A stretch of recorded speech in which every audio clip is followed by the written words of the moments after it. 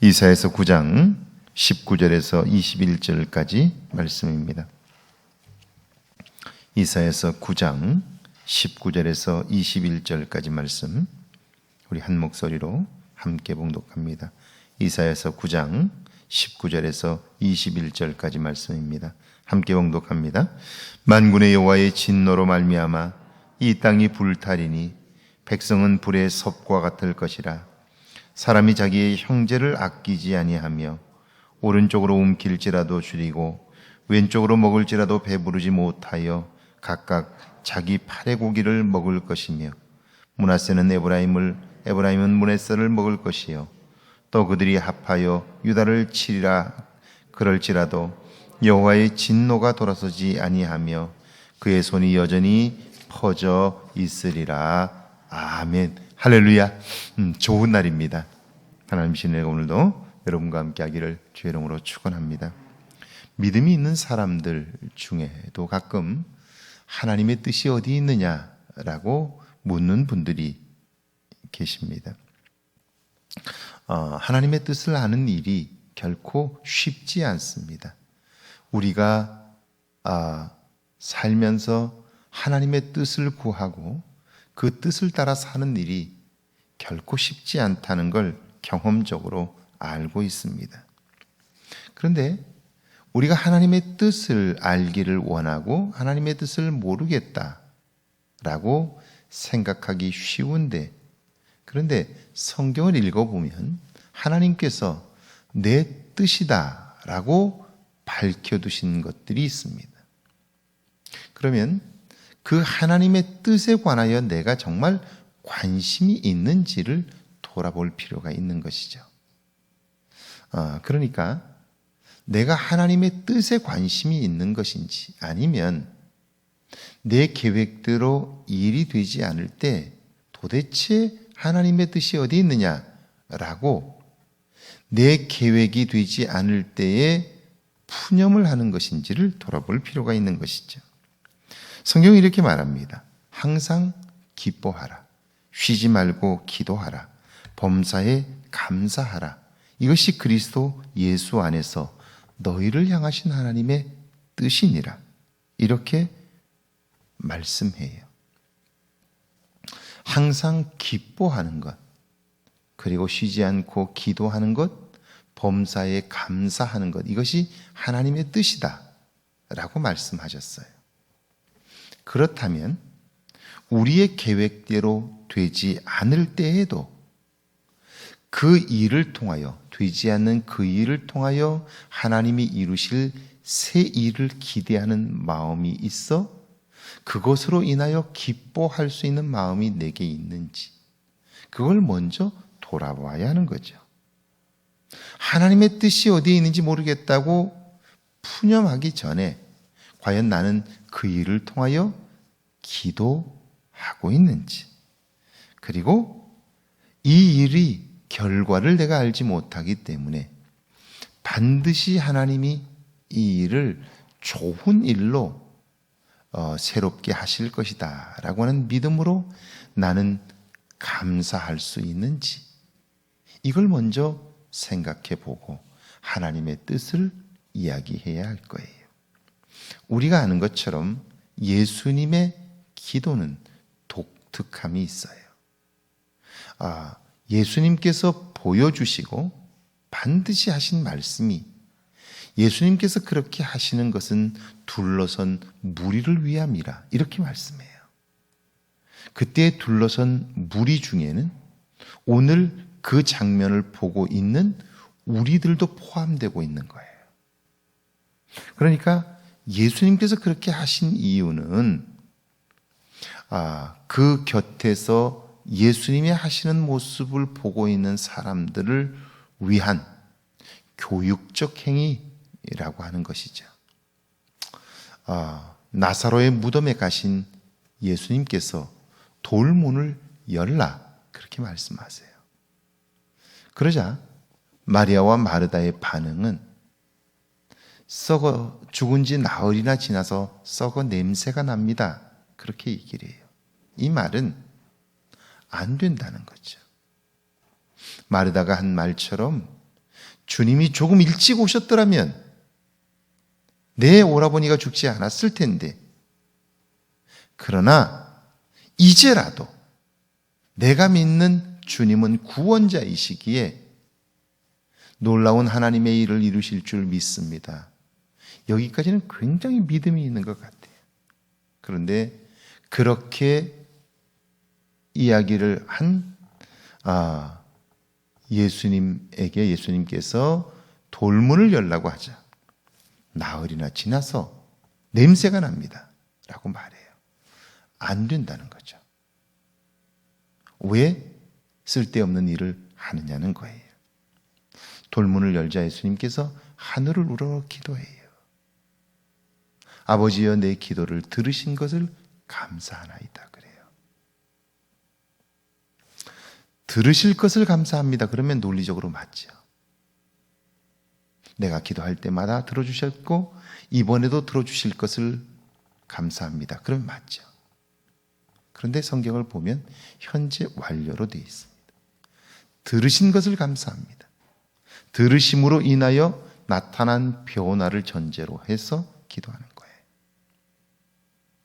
자, 우리가 하나님의 뜻이 어디 있느냐라고 말할 때 그 푸념 속에는 내 계획이 들어있는 거예요. 내 생각이 들어있는 거죠. 그리고 그대로 되지 않으니까 내 감정이 움직이는 거예요. 과연 그때에도 내 생각대로 되지 않지만 분명 하나님의 또 다른 계획이 있음을 믿는 믿음이 내 안에 있느냐는 거예요. 그리고 하나님은 그 일을 통해서 새 일을 이루실 것이라고 하는 감사의 마음이 있느냐는 거죠.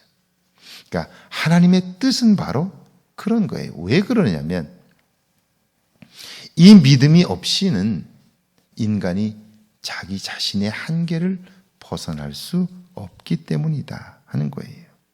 그래서 하나님의 뜻을 묻기 전에 나의 내면을 먼저 살펴보는 일이 중요하다 하는 거죠. 그렇지 않으면 우리는 우리의 감정에 휘둘리게 되고 나를 향하신 그 일을 통한 하나님의 뜻을 발견하기 어렵다 하는 것이죠. 19절 말씀에 보니까 만군의 여호와의 진노로 말미암아 이 땅이 불타리니 백성은 불과 섭과 같을 것이라. 사람이 자기의 형제를 아끼지 아니하며. 이 땅이 불타며 백성은 불과 섭과 같이 타버리는 상황, 무서운 일이죠. 그런데 이때 무엇을 보며 그리고 어떻게 반응하느냐가 중요하죠. 이런 일들이 벌어지면 사람들은 두려워하고 허둥대지요. 불을 끄느라 정신이 없습니다. 그런데 믿음의 사람은, 지혜로운 사람은 왜 이런 일이 일어났는지 그것에 관심하는 거죠. 그리고 문제의 원인을 제거함으로써 다시는 이런 일이 생기지 않도록 하는 거예요. 이걸 볼 줄 아는 것, 이게 성숙함이죠. 이게 볼 수 없다면 우리의 삶은 반복될 수밖에 없고 후회가 될 수밖에 없는 거죠. 그러니까 이런 거예요. 정신과 병동에 있는 환자들, 우리 이제 항상 저도 한양대 병원에서 환자 상담을 1년 동안 했는데요.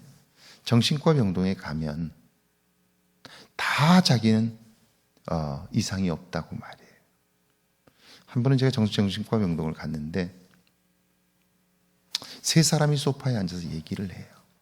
진지하게 얘기를 해요. 그래서 제가 그 곁에 서서 세 명의 이야기를 들었어요.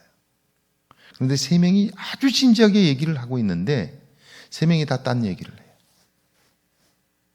세 명이 다 전혀 상관없는 얘기들을 각자 하고 있는 거예요. 자, 어느 날 정신과 병동의 환자가 의사를 찾아옵니다. 나는 전혀 이상이 없다고. 나는 문제가 없다고. 그러니 빨리 퇴원시켜달라고. 그래요. 그러면 의사 선생님은 그 환자를 데리고 방으로 갑니다. 가서 물을 이렇게 조금 틀어놔요. 물을 틀어놔요. 그럼 물이 툭툭툭 떨어져서 바닥이 흥건히 고이잖아요. 그러면 걸레를 주고 물을 좀 닦으라고 그래요. 그러면요, 그 환자는 걸레를 가지고 바닥을 계속 닦아요. 근데 물이 계속 떨어지고 있는 상황에서 아무리 닦아도 바닥이 닦이나요? 안 닦여요. 그럼 어떻게 해야 되죠? 일단 수도꼭지를 잠궈야 돼요. 잠그고 나서 바닥을 닦아야 바닥이 닦이는데, 아직 퇴원할 때가 안 된 환자들은요, 그걸 잠그지 못해요. 열심히 바닥만 닦아요. 제가 그걸 보면서 무슨 생각이 드냐면요, 오늘을 사는 우리들이 이와 같은 거예요.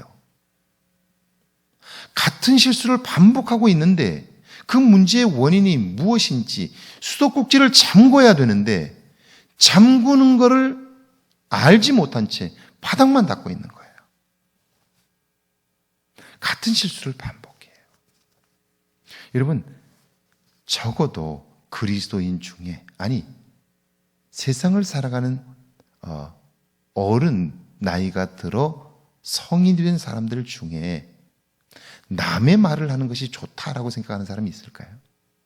남의 흉을 보는 게 좋다, 남의 부족한 것들을 가지고 뒷담화하는 게 좋다라고 생각하는 사람이 있을까요? 없어요. 그런데 그거 하나를 못 끊잖아요. 그게 나쁘다는 걸 알아요. 그런데 그걸 끊을 힘이 없는 거예요. 단호하게 끊을 힘이 없는 거예요. 이게 오늘 나 자신이라는 사실을 분명히 알지 못하면 결국 수도꼭지를 잠궈야 바닥이 닦일 텐데, 그건 잠글 생각을 하지 못한 채 바닥만 열심히 닦고 있지 않느냐 하는 것이죠. 문제의 원인을 보아야 대안을 제시하게 되고요. 그래야 그 똑같은 실수를 반복하지 않을 텐데, 그런데 우리는 무엇이 근본적으로 원인인가를 알지 못한 채 그저 살아가고 있지 않느냐는 거예요. 믿음이 아니면, 지혜가 아니면 결코 할 수 없는 일이죠. 20절입니다. 오른쪽으로 움킬지라도 줄이고 왼쪽으로 먹을지라도 배부르지 못하여 각각 자기 팔의 고기를 먹을 것이며. 이런 일이 벌어지는 이유는 분명합니다. 오른쪽으로 움키고 왼쪽으로 먹기 때문이죠. 욕심을 따라 사람을 함부로 대하고 이익을 위해서는 수단 방법을 가리지 않는 삶, 하나님을 떠났기 때문에 벌어진 일들이 있죠. 당장의 일들을 보면 이익이 남는 것 같아요. 배부를 것 같아요. 그러나 그렇지 않습니다. 결국 그 모든 일들이 결핍을 벗어나지 못하게 돼요. 특별히 욕심은 항상 우리의 눈을 멀게 하기 때문에 보아야 할 것을 보지 못해요. 걸려 넘어지고 자빠지고 깨어지게 돼요. 제가 살면서, 그건 제 자신의 한계이기도 하고 제 자신의 약점이기도 해요. 같은 실수를 반복하기 때문에 정말 많이 노력하는 부분이에요. 똑같은 말인데 상대방의 감정을 상하게 하는 때가 참 많아요. 나쁜 의도는 절대 아니에요. 그런데 내가 표현하는 방법이 서툴러서 다른 사람의 감정을 상하게 하는 경우들이 참 많아요. 그런 일들 중에 하나가 뭐냐면, 내 안에 있는 교만이 사람들에게 나타날 때예요. 자꾸 가르치려고 해요. 제가 아내에게 말할 때에도 그렇고, 자녀들에게 특별히 말할 때에도 그래요. 가르치려고 그래요. 그리고 내가 하는 말이, 내가 대하는 태도가 상대방의 감정을 상하게 할 때가 참 많아요. 근데 좋은 의도임에도 불구하고 내 말하는 태도가, 내가 사람을 대하는 방식이 그 사람을 불쾌하게 하면, 아무리 좋은 이야기도 감정이 상하면 절대로 좋게 받아들여지지 않아요. 근데 저뿐 아니라 오늘을 사는 우리들에게 이런 모습들이 참 많아요. 그래서 상대방이 무례하다고 느낄 때가 있는 거예요. 그러면 아무리 좋은 그 이야기를, 내용을 담고 있어도 결코 좋게 받아들여지지 않는다는 거예요. 살아가면서 이렇게 한번 질문해 볼 필요가 있어요. 나는 그리스도인으로서 누군가의 삶에 영향을 준 것이 얼마나 되나? 최근에 나는 누군가에게 감동을 준 적이 있나? 제가 요즘 데살로니가서를 설교하고 있는데요. 데살로니가 교인들은 예수를 믿은 지 불과 한 달밖에 안 됐어요. 그런데 그들이 믿음을 가진 이후의 삶은 이전과 완전히 달라요. 그들의 믿음의 삶은 믿는 사람들과 믿지 않는 사람들의 본이 되었다. 성경은 그렇게 이야기를 해요. 본이 되었다는 거예요. 아니, 어떻게 예수 믿은 지 한 달밖에 안 된 사람들이 본이 될 수 있었나? 그 이유는 그들은 믿음이 무엇인가를 명확히 알고 있었고요. 그들이 가지고 있는 믿음에 대한 이해가 그들의 삶을 바꿔놓은 거예요. 우리는 믿음이 좋다라고 하면 신앙의 행위들을 열심히 하는 것, 그걸 믿음이 좋다고 생각해요. 그런데 믿음의 행위는 믿음이 성장하기 위한 수단이지 목적이 아니에요. 그럼 믿음의 행위란 뭐냐? 그럼 믿음의 목적은 뭐냐? 믿음의 목적은 삶이 변하는 거예요. 세상적인 가치를 따라 살던 사람이 말씀의 가치를 따라 사는 것, 나 중심의 사람이 하나님 중심의 사람으로 사는 것, 잘못된 자기 확신에 빠져 살던 사람이 하나님의 말씀을 따라 사는 것. 그러니까 우리가 치열하게 싸워야 하는 건 뭐냐면요, 과거의 세상적인 가치와 습관을 따라 살던 옛사람과의 피 흘리는 싸움들을 해야 되는 거죠. 그리고 하나님 중심의 삶을 살아야 하는 거죠. 왜냐하면 우리 속에는 잘못된 확신들이 너무나 많기 때문이죠. 욕심은 항상 우리의 눈을 멀게 해요. 그래서 걸려 넘어지고 자빠지고 깨어지고 상하게 할 수밖에 없어요. 그런데도 이 욕심 중심의 삶의 태도를 버리지 못해요. 삶은 그대로 살면서 종교적 행위를 통해서 그걸 극복하겠다고 생각해요. 그렇지 않아요. 그러니까 데살로니가 교인들은 믿음이란 삶을 변화시키는 힘이 없다면 그 믿음은 가짜다, 이렇게 생각한 거예요. 그러면 그 변화시키는 믿음은 어떻게 가능하냐? 그들은 말하기를 사랑의 수고를 통해서 가능하다. 내가 받은 은혜를 알고 그 은혜를 갚아보려고 몸부림하며 사는 삶, 그 삶이 그의 과거의 삶을 새롭게 하는 거예요. 그리고 어떤 경우에도 소망의 인내, 그 일을 통하여 하나님이 이루실 일에 대한 참고 견디는 힘, 그것이 하고 싶은 말이 있어도 그것이 내 영혼에 도움이 되지 않는다면, 그것이 하나님께 영광이 되지 않는다면 참아낼 수 있는 내적인 힘, 이게 인내죠. 소망의 인내가 결국 우리의 믿음을 키워가는 거죠. 여기 21절인데요. 같이 한번 읽어볼까요? 므낫세는 에브라임은 므낫세를 먹을 것이요 또 그들이 합하여 유다를 치리라. 그럴지라도 여호와의 진노가 돌아서지 아니하며 그의 손이 여전히 퍼져 있으리라. 갈등이 끊이질 않아요. 고통이 떠나질 않습니다. 왜 이런 일이 벌어졌습니까? 그들이 하나님을 떠났고 욕심과 교만을 따라 살았기 때문이에요. 오늘 교회의 갈등들이 무엇입니까? 이번 주 우리 다른 교회에 다니던 분이 저희 교회를 오셨어요. 저와 상담을 하고 싶다고 해서 제게 상담을 해요. 내용이 즉슨 이런 거예요. 아들을 사고로 잃었고 그 충격 때문에 갈등을 하다가 교회에 나왔고 교회에 열심히 삶의 전부로 신앙생활을 했는데 계속해서 갈등이 생기고 문제가 생겼고 교회를 계속 떠돌아다니고 있다는 거예요. 제가 그분에게 이렇게 얘기를 해줬어요. 그렇게 될 수밖에 없는 이유가 있습니다. 이유는 사람이 내면의 상처와 아픔들을 경험하면서 그 근본적인 문제를 치유하지 않은 채 교회에 열심히 다니면 그 분주함 때문에 다른 생각을 할 겨를이 없었고, 그 열심인 종교 행위로 인하여 내 신앙이 굉장히 성장한 것 같았을 겁니다. 그런데 어느 날 시간적인 여유가 생겨 나를 돌아보니까 여전히 내 안의 문제는 해결되지 않은 거예요. 그러니까 그때 또다시 실망하게 되고요. 실망한 눈으로 보니까 그 문제의 원인이 누구 때문인 것 같고, 누구 때문인 것 같고, 교회 때문인 것 같고, 목사님 때문인 것 같고, 그래요. 또다시 교회를 옮기고 또 열심히 하다가 자기를 또 돌아보니까 여전히 내면은 채워지지 않고요. 그 방황을 계속하는 거예요. 그래서 제가 두 가지를 말씀드렸어요. 하나는 돌아가셔서 영화 밀양이라고 하는 것을 한번 보시라고. 영화 밀양을 보시고 그 감독이 무엇을 얘기하려고 하는지를 한번 이해해 보십시오. 영화를 꼭 한번 보시라고. 두 번째는요, 이제는 종교적 열심이 아니라 하나님을 만나는 일이 중요합니다.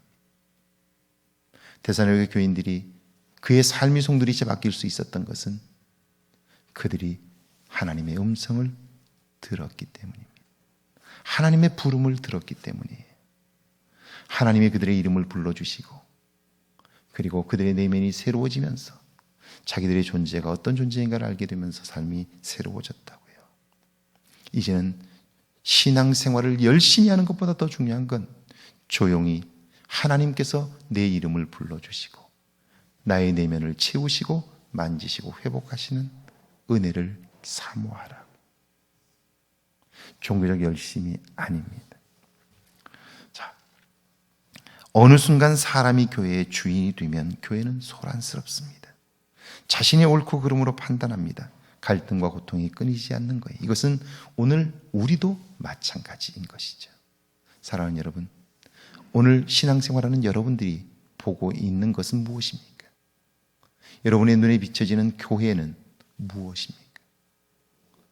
사람들의 모임이 아니라 하나님이 주인된 교회, 그리고 나에게 있어서 나의 내면을 고치시고 나의 부족함을 채우시는 하나님의 손길, 우리가 보아야 할 것은 바로 이것인 것이죠. 이것을 위하여 기도할 수 있는 저와 여러분 되기를 주의 이름으로 축원합니다. 같이 기도하시죠. 오늘 내 삶의 갈등과 고통의 이유를 살펴보게 해달라고요. 내 삶과 가정 일터를 하나님이 다스려 달라고요. 함께 기도합니다. 하나님, 이 땅을 사는 동안 은혜 안에 살게 하시고 내 삶의 갈등과 고통의 이유를 돌아볼 수 있게 하옵소서. 주님, 우리가 신앙생활을 하면서 정말 보아야 할 것, 하나님의 임재와 하나님의 함께하심을 놓치고 살 때가 너무나 많습니다. 종교적인 행위를 통하여, 그 열심을 통하여 내가 변화되는 것 같으나 주님, 시간이 지나면 여전히 그 자리에 있는 우리의 모습들을 발견하게 하옵소서. 우리의 이름을 불러주시는 주님, 우리를 만지시고 고치시고 우리의 결핍을 채우시는 하나님의 손길을 보게 하옵소서. 그러지 않고는 욕심에 사로잡혀 살 수밖에 없고 교만을 쫓아 살 수밖에 없음을 고백하나니 여호와여 함께 하옵소서. 여호와여 은혜를 베풀어 주옵소서. 전능하신 하나님 아버지, 진실로 주님 앞에 비옵나니 우리를 통하여, 우리 한 사람 한 사람을 통하여 계획하신 하나님의 일들을 이루어 주옵소서. 놀랍고 크신 하나님의 은총이 우리의 삶 가운데 있게 하셔서 매일매일 새로워지는 삶의 변화들이 경험되게 하시고 소중한 시간을 살 때에 낭비하지 않도록 은혜를 베풀어 주옵소서. 오늘 하루도 우리에게 찾아와 말씀하시는 주님, 그 음성에 귀를 기울이게 하시고 주님, 우리의 삶 가운데 세상적인 방법에 하나님 물들어버린 우리의 모습들을 걷어내게 하시고 이제는 말씀이 삶의 기준이 되며 주의 인도하심을 쫓아 살기에 부족함이 없도록 주여 역사하여 주옵소서.